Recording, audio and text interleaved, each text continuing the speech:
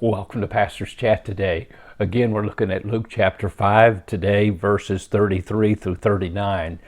Now, remember, Jesus had called Matthew to be his disciple. Matthew got excited, this old publican tax collector, and he invited his friends and neighbors and even the disciples and Jesus to come to his house, it says, for a great feast. And they were rejoicing, they were excited about the new message of the gospel of the kingdom. Christ himself, the Messiah, is here.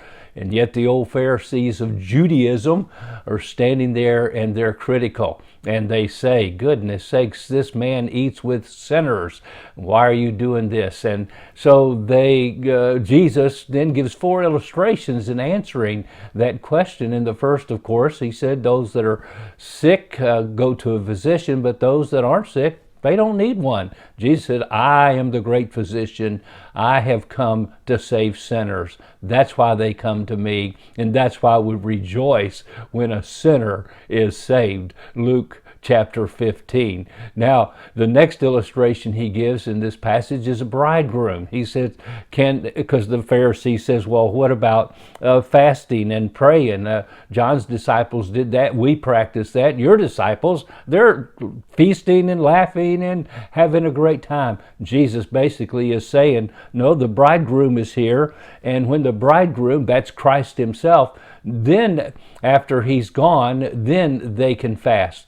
And so we do know fasting is taught in the Old Testament, especially in the New Testament. Jesus said, when you fast, not if you fast. We know the early church practiced fasting, abstaining from food for a period of time so that the spiritual could be renewed and grow, and we could focus more on God and eternity and the things of God. Then, after that, we noticed in these verses, he says in verse 36, then he spoke a parable to them. No one puts a piece from a new garment onto an old one. Otherwise, the new makes a tear, and also the piece that was taken out of the new does not match the old.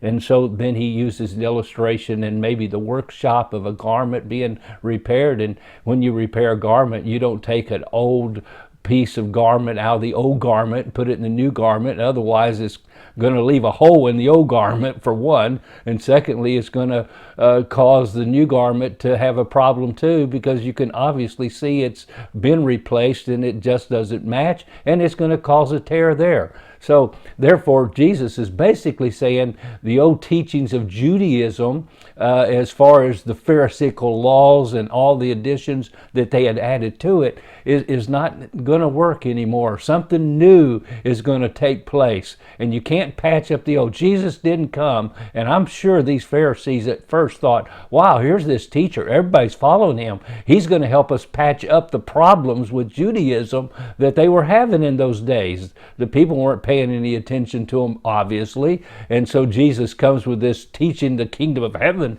is at hand, and they think Jesus might patch up the old garment of Judaism. But Jesus said, no, that's not going to happen.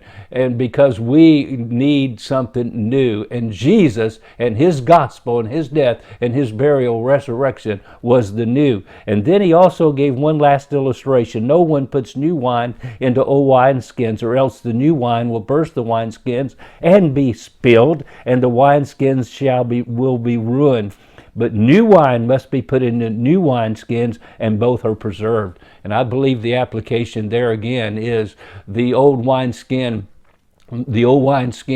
of Judaism cannot hold this new message of the gospel of Christ. And when Jesus died on the cross and he said, it is finished, the veil of the temple was rent in twain. Why? Because the new wineskin was the church that was now going to proclaim the resurrection of Jesus Christ. We didn't need the Old Testament sacrifices and rituals and all that for salvation, and the works of religion for salvation. We have the new, Jesus Christ, and the church is that new wineskin to proclaim that gospel. And then just for putting it in one more time, and no one, having drunk the old wine, immediately desires new, for he says, they say the old is better.